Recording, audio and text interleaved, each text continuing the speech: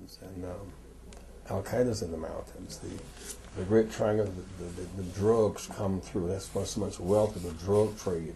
The poppy seeds, the heroin come through those mountains. They have a nuclear bomb. They're next door to India. So it's a lot of chaotic, it's chaos, a lot of chaotic options are there. And so there must be a full thorough international investigation so as to give people some confidence.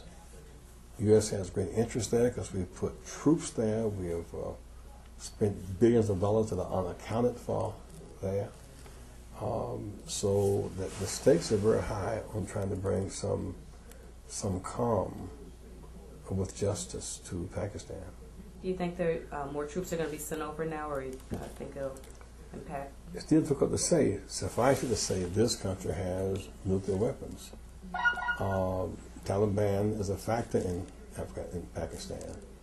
Al-Qaeda is maybe less of a factor, but a factor in Afghanistan.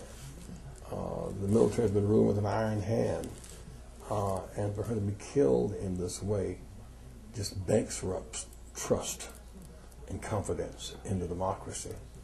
And so there's already civil unrest. We hope it does not become a civil war, but all the danger signs are there.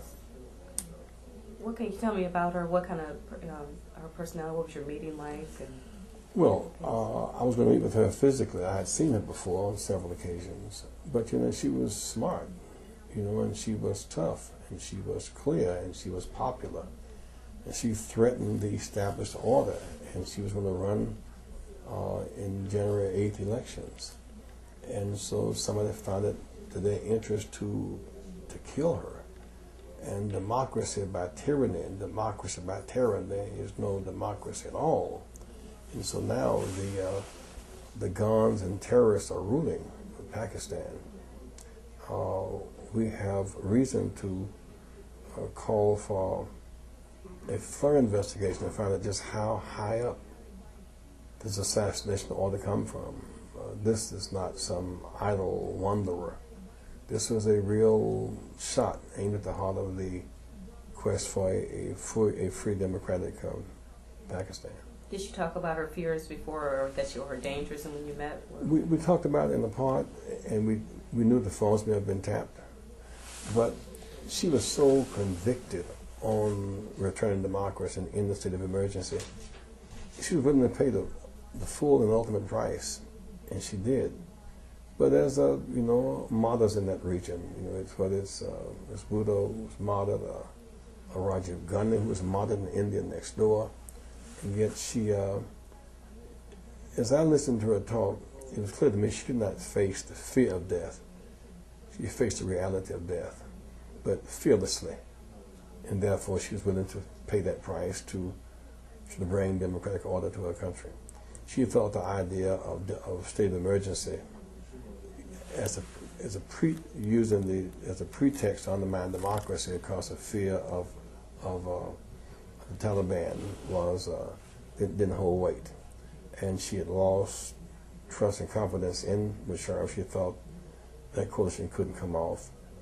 Whether she and Sharif could have gotten together, it remains, but we don't know what could have happened. But the country was already in a very tense situation. This really draws the lines. And Sharif says he's not going to participate in the January 8th elections. So it throws all the power back into a kind of military controlled democracy. But she deserved presidential level of security. That's what I said. Do you think that more could have been done? Sharif could have done more? Yes, I think so. Mm-hmm. I mean, she was not just another citizen. I mean, she was a citizen, with the capacity to run the country.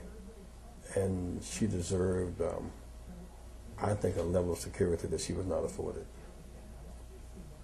Did she talk about anything else on the phone, I guess, about the election, besides the elections, or what? Well, her decision to come back to the country, I mean, that she knew it was risky, but the right thing to do, she felt. She felt that she was on the progressive side of history. She felt that the state of emergency that Musharraf had called, locking up all of the journalists and professionals and doctors and lawyers and non-political combatants, was a sign of his motives. That's how she felt. but she felt that if she held out, they would be set free. And frankly, because I was somewhat familiar with that region of the world, I haven't talked with her, and then a second time, I did talk with President Musharraf. He did say he was going to release the prisoners, and in time he did do so. He was going to set a date certain, and he did that. And so we all had kind of begun to accept the fact that there was going to be an open, free, fair election the 8th of January. It cannot be under these conditions until there is some thorough, believable international investigation as to what happened and who was involved. And the people recommit themselves to democracy with confidence. It just can't happen, in my judgment, January 8th. Okay. Have you talked to anybody over in Pakistan or been in contact? I've talked with some friends who called me today from there, and a lot of people who live here who have relatives in Pakistan. And President Musharraf has a brother who lives in Chicago, for example. So we have a lot of Pakistani friends in Chicago and in Pakistan that we've talked with today. And how are they doing or taking this? Or they?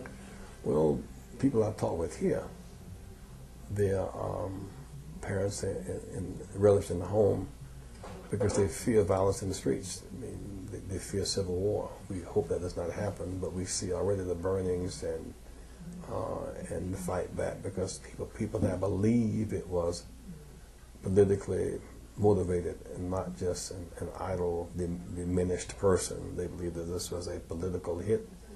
Until that is determined to be or not to be, there'll be unrest in that country. And it's next door to India. It's next door to Afghanistan. Nuclear weapons are there. The Taliban is there. The biggest drug trade in the world comes to the mountains there. Pakistan right now is the hot spot of the earth. Anything else I missed, or you? No, that's it. Okay.